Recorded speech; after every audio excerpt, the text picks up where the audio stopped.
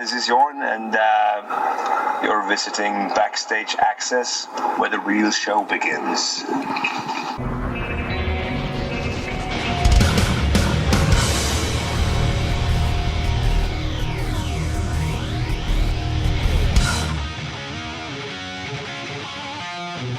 This is Chris with BackstageAxxess, and we have here with us today one of the most exceptional voices in rock and roll today, Jorn Lande.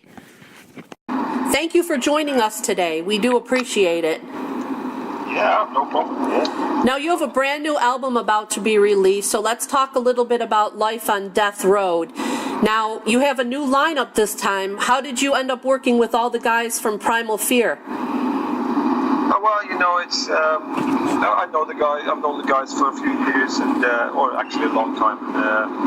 But we never got to play together, and we always wanted to, do something. And we're on the same record company now. Mats Sinner had some business also with Frontiers Records, it was all just coming together in a natural way, basically, because I needed some new guys now to work with. And my old lineup was a bit, I would say, you could say that the wine was watered out. It's what happens with, with most bands, except for Rolling Stones. Now, is it difficult to adjust to having new members, or did you guys all kind of have a chemistry right away? No, I mean, we all come from the same background. We have, we're close to the same age. I think the great thing with this record is that it's more like one unit with the same preferences. And we all grew up with those bands of the 60s and 70s, from Led Zeppelin to Black Sabbath, and Rainbow, Deep Purple, Uriah Heep, all these bands, we all took, our influence from those, Sure. Now, it's been a little while since we've had a Jorn record come out, so what was the writing process like this time around? Well, it took about 3 years to finish the album because we were, busy with a few things. I did this record about Dracula, this concept album, and then I also did this covers album called Heavy Rock Radio, which came out last year. And also been working with this company in LA called Riot Games. This game League of Legends. And then there's a virtual band in the game called Pentakill, which I'm working with. So it's been keeping busy, and same with the other guys. Drums were recorded almost 3 years ago now, and so we were working on and off a bit, and the writing process was slightly different from how I usually write. Usually I would come up with a lyric and a melody, vocal melody, and I would present it to the guys, and we would work on the structure and arrangement based on that, which is easier because, at least for me, because then I can basically do everything myself from the beginning, and I can use whatever idea I want. It's the pieces that I like. Yeah, so it's challenging for me to, I scrapped a few ideas. I said this doesn't, speak to me, or I don't get it. I don't feel anything, for some of those ideas. But then again, the ones we picked, I had some good ideas for, and then I started, working on lyrics and melodies for that, and we extended some bits and pieces, some added a verse, chorus got to be longer, and we worked in a different way, but that's why it took longer, because I'm basically not used to working in those terms. I'm used to kind of coming up with the main idea from the beginning, and you could say it's a luxury. It's, I've been a bit spoiled before, because everyone else had to adapt to my ideas, and I could just, give them my ideas and go home, and then they had to work out, guitar riffs and arrangements, and then they had to come back to me with what they had, basically, and then we worked together to finish it. So it was a bit more challenging to have to work within a certain frame. Every song was song structure was already there, and to come up with the right melodies and lyrics for that to fit that frame. That Sure. was a bit more challenging. That's also why it took more time, because I really wanted it to be strong. Right. I really wanted to be honest, and also this record has some of the purest lyrics I've ever written. So it's a very present album, reflecting on life, and and that's also why the title "Life on Death Road" is because of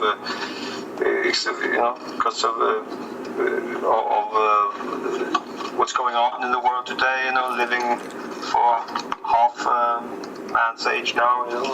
Sure. Kind of looking back on things and reflecting on everything. Yeah, it's a very honest record, I think. Yeah, I really like Man of the 80s. Could you tell us a little bit about that particular song? Yeah, well, it's a very simple song.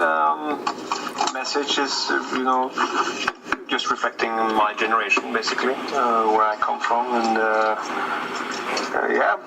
all this, like the lyric says. I remember, when Elvis died, and the news and what happened back home, and everyone talked about it. It was a sad day.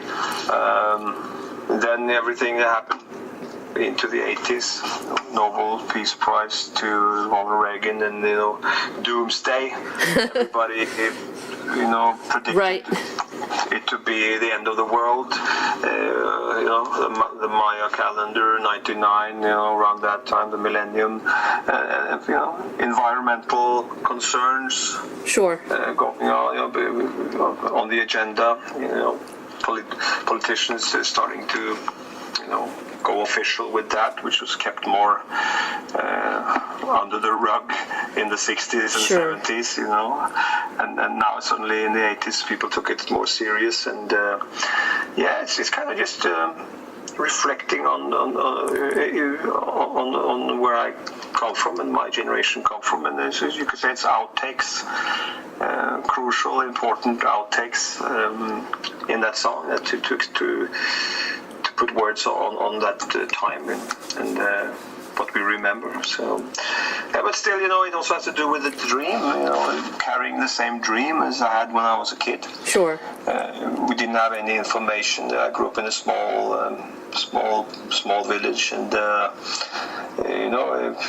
no internet. In Norway, we had one TV channel, which was it was black and white TV all the way to the 70s. So it was many people even had radio only. Spread out farms around the area. And it was a different situation to the US, for example, because you were early with everything. In the 50s, you already probably had many channels, and 50s, 60s. So basically, it also reflects on that dream. This little kid that grew up with Elvis and the music of the 70s. The first hard rock albums in '73. I remember my dad came home with the Ballroom Blitz by The Sweet. Wow. Okay. I remember the single was brand new, and I remember I saw Brian Connolly, the singer, on the front cover there, and tried to look like him, saving my hair, and then and putting on a silver jacket, painting stars in the face and stuff. So you could say Brian Connolly was my first, besides Elvis, he was my first hero in which was kind of a link to the hard rock music I would do myself later on. So and after that, came Rainbow and all these other bands, more heavy bands. Now, Later, Snake Dio, Ozzy, all these Yeah. Right. Now, on this record, you've got the Raven on the motorcycle this time out, and I always look forward to seeing that. Is there any kind of special meaning behind the Raven on the album covers? Oh, yeah. Well, it's actually a crow, I think. Okay. For this but it doesn't matter. But it's the crow is kind of just a symbol I used for many years now. Just became a mascot the last few years, almost. The crow is a symbol of the working class heroes somehow. It's nothing royal with rock and roll, right? Really, many bands try to make it royal, using all these eagles and all that stuff. I just thought it was cooler to stay the way I am in a way. So it's and represent the music as true as possible. And I think the crow is a very naked and rough and honest bird. This is also a very cunning bird, very clever, one of the smartest birds on the planet. Nice. If not the smartest animal on the planet. So that was the reason for that. Also back in the day, if you look at Nordic mythology and the Vikings and stuff. Sure. The crow has a history. Also, like you mentioned, the raven. Also, like back in the day with Hunin and Munin, in the Viking saga, and the crow was also of big importance in the Middle Ages, and all the way up till today, or at least till like 18th, 19th century. There would always be an omen if a crow would be spotted or seen Sure. in a certain context. So, and there are even, I think, stuff written down about this, how these omens, what these omens mean, and it's like the Ten Commandments. There are there's certain things that happen if a crow is spotted in a certain, if it's raining and it's passing your field, or then something like that. The crop would be bad, harvest would not be good. Someone would die if you see it in the wrong context. Sure. A lot of omens, both good and bad. So you could say it's kind of connected to where I come from also. Okay. But the main thing was that I just kind of identified with the crow because I'm a working class guy, and I grew up with this in simple terms. Even though Norway is a spoiled country with oil and fish, we have a good system. I still grew up in a small village, a bit industrial, so it's great nature in the mountains though, but the village I grew up with is dark 6 months a year or so, because it's just like a narrow valley, and the sun can't reach there from October till April. Wow. Okay. So they celebrate the sun every year in like a carnival. So I was actually the Sun Prince 1 year in 2013 in my own town. So wow. Very proud of that. They select someone who put the community on the map internationally, or did something for the community. So and I thought, could they always put researchers or some charity people or business Sure. people there, and giving them this Nice. acknowledgement. But so I do to give it to this guy to give to me this one. Now, what about surprised touring for this album? I see that you're going to be at Hellfest. Are you looking forward to that? Well, actually, Hellfest will not happen. Actually. Oh, because, no. I'm sorry about that, but it was all decided. Unfortunately, it was not removed from the schedule. But the whole thing with that was that we were planning to do some shows only this year, but then the release got delayed. Okay. Our album got delayed in general, and but these shows that we had, just a few festivals, they were booked or confirmed last year. So we were canceling most of the other shows, but the Hellfest show was still there. Unfortunately, a bit too long. So the plan is to tour later for this record. We just realized that when the record is out in June, then it's just not right to go out there. And also, the other guys in the band, they had other commitments also. Sure.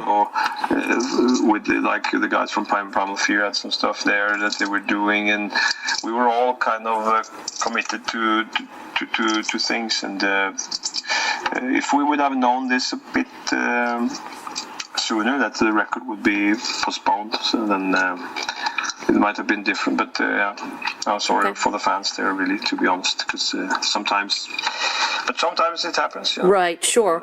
Well, we'll just have to catch you next time, I guess. You mentioned. Going there? No, that is on my what they call bucket list. That's someday. Someday I'll get there. Yeah, it's a great festival. It's a big one. Wacken is good. I'll be at Wacken, though. I'll do that with I'll be there with this project Avantasia. Okay.